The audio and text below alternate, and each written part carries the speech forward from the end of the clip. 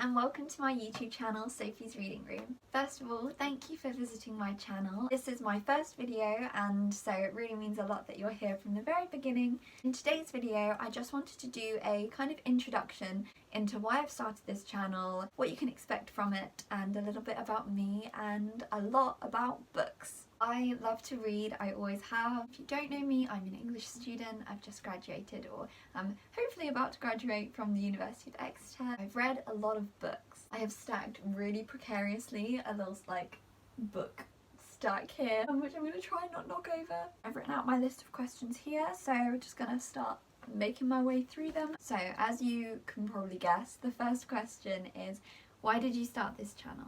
So as I've said before, I'm about to graduate from university and I'm heading into the unknown. I have loads of dreams of what I want to do. I really want to become an editorial assistant or publicity assistant at a publishing house, but it's really competitive.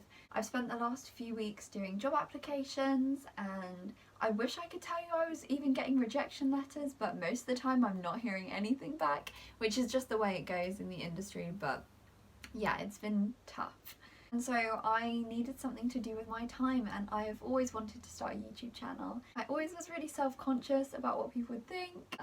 I'm older now, I'm 20, and I thought this was the time to start my channel. I also made this channel because it's a chance for me to be creative, and I'm really excited to come up with video ideas and to film and record. And I'm really interested in video editing, social media, publicity and promotion. And so I thought having my own channel would give me the chance to learn how to edit videos. I'm sure hopefully they'll get a lot better than the editing on this one, so I get more experience, and yeah.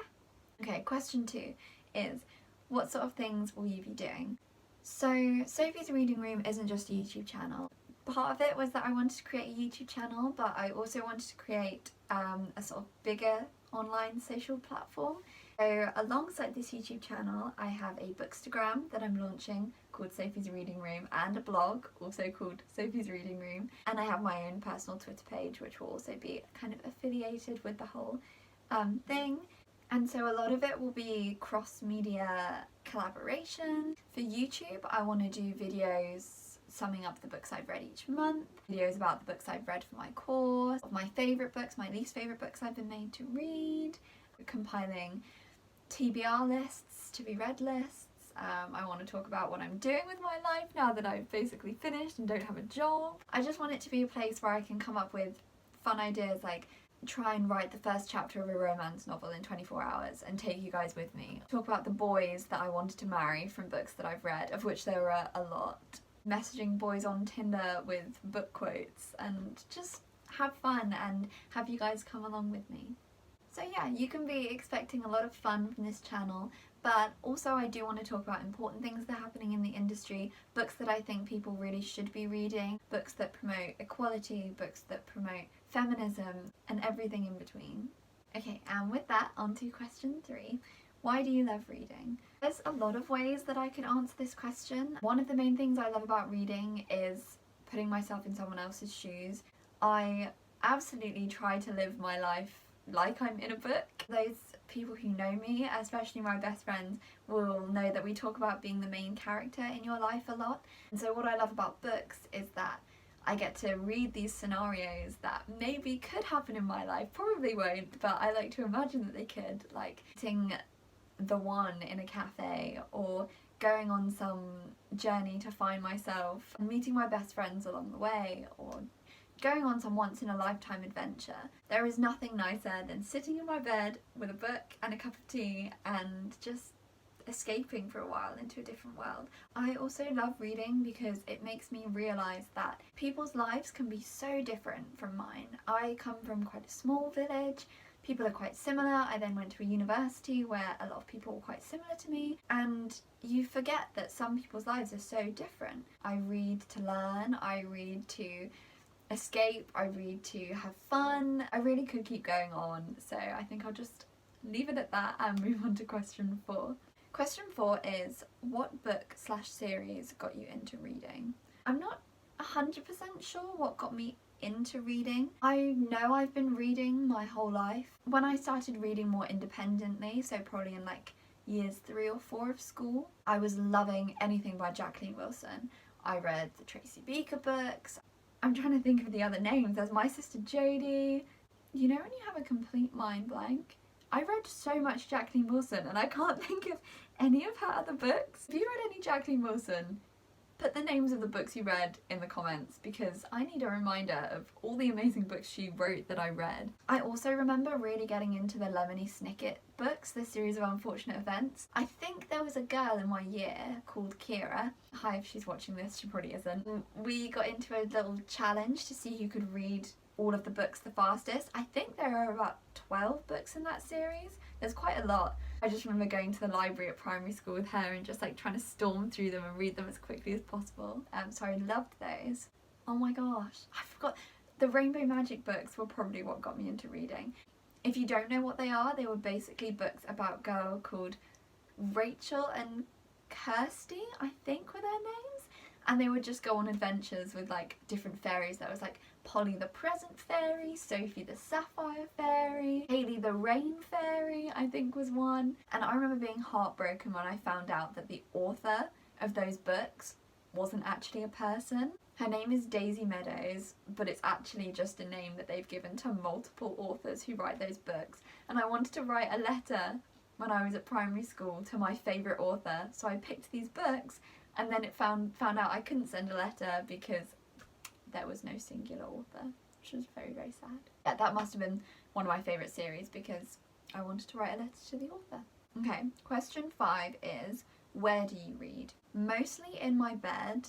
My bed here and my bed at university are both up against the wall, so I sort of just like prop pillows up and then I sit and read there. I also read in the kitchen at university. Sometimes I read at like the breakfast bar when I'm eating, mainly just in a big comfy chair with a blanket.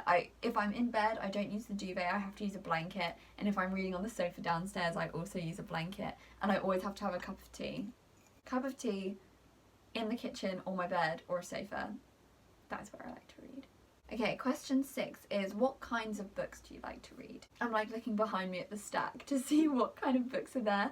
I like a big range of books. Doing an English degree, I've obviously had to read quite widely, from classic books to contemporary books to children's picture books, young adult, romance, Shakespeare, pretty much the whole lot. I'm not the biggest fan of Renaissance and Elizabethan, but I do like classic sort of 1900s literature. I love modernism. I've got a lot of Virginia Woolf. She's actually at the top of the pile here, is To the Lighthouse by Virginia Woolf. I went through a real dystopian young adult phase, so Hunger Games, Divergent, I was that generation, loved that. A lot of sort of romance, life affirming style books, so After the End, and I absolutely adored that book. I do read some non-fiction. I've got Dear NHS here. If you haven't read this, you need to read this. I'm putting a review of it up on my blog.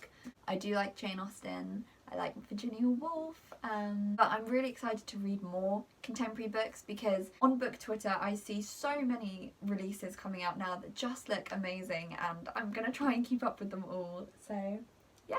And finally, the last question is, what is the last book you read / the book you are currently reading? So I'm not currently reading anything because I literally finished a book this morning. Let me get it.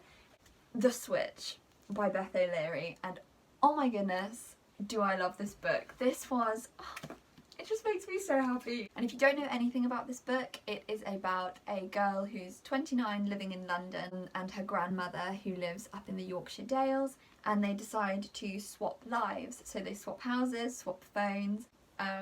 It's hilarious, it is heartwarming, it is funny, there are so many good characters in it. It was just such a great feel-good book. I nearly cried this morning when I finished it. Everything just came together so well, and she does it so cleverly. Wow, I'm never going to be an editor if I can't speak. She's so clever as an author, Beth O'Leary, and I've never read The Flat Share. A lot of my friends have and really liked it, and was her first book. This is her second.